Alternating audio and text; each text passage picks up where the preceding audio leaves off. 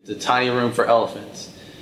You take all the elephants of the room, the people that stand out, the people that are doing stuff, the people that excel in a certain area, and you bring them into a small space and you say, whatever you want to do it in this space. Let how big you are exceed the space. The space isn't going to hold you in.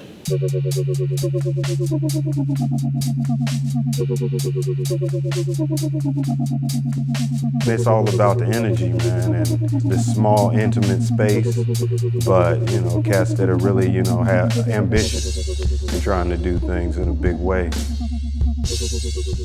And just that vibe, like that positive energy, that creative energy, and I really felt it in this space. Periodically, just some of my heroes and great painters just jumped in and worked on the project, and that was great for me, just to see people work. Ridiculously talented people that I know and I know that are capable of doing amazing things. That's good enough for me. The project wouldn't be what it is without everybody's ideas all coming together. And here we are, probably one of the sickest things I've ever been a part of. The quality of everything was just breathtaking. Brought me back to ground zero creatively in terms of you can persist and make something that's really awesome. We all connected with the idea. Yes, it's an awesome idea. Get a bunch of people who are obviously too big for their space, and let's see what they can do. Everybody bringing something different and everybody vibing off each other. It's not even on some competition level. It's just let me really get into this. Let me really go in. The other thing about the room is being sealed off from light. You kind of walk in and it could be one time and time just kind of just disappears. It was kind of almost like a little refuge in a sense. It was like this enigmatic place where anything was possible. I think that I might have perceived as an unworthiness. I was coming in on this thing that was kind of it's this is the house of the holy.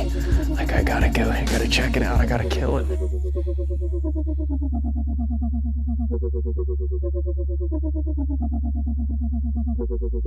Got a call, said that they want us to be a part of this project called Tiny Room for Elephants, and I was like, how you gonna get a bunch of elephants in a tiny room, or what kind of elephants you talking about? Where you gonna get the elephants from? Is it legal to have elephants in a tiny room? It was a tiny room. It was in a big ass space. There was a bunch of elephants in there. I mean, I don't know how else to say it besides that. I was like, that's a dope name, man. Something you can't really overlook. You have an elephant in the room. We act like it's not there, which is a lot of the way people perceive art.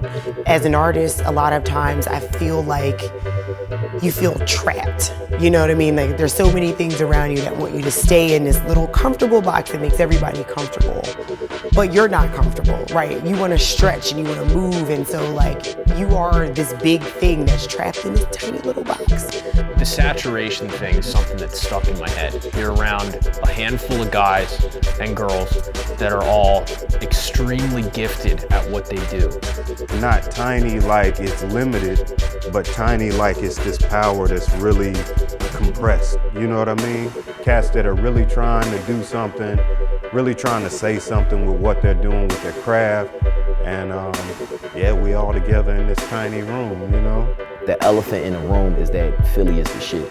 So let's put all of that here in this tiny room. Well, Philly got its own style, it got its own swag, and it really comes out in what it is that we're trying to accomplish here. And I think it's really gonna shape a collaborative way of bringing artists together in a city. It felt like family, and it's people that I've only seen here, and I haven't seen them again since then. I might never see these people again, but I shared something with them every time I was here. When there's a unified cause and there's a lot of creativity and a lot of people who are open to collaborating and not allowing their egos to topple the possibility of creating something really cool, which I think is what happened here. It's honestly like one big documentary that never stops.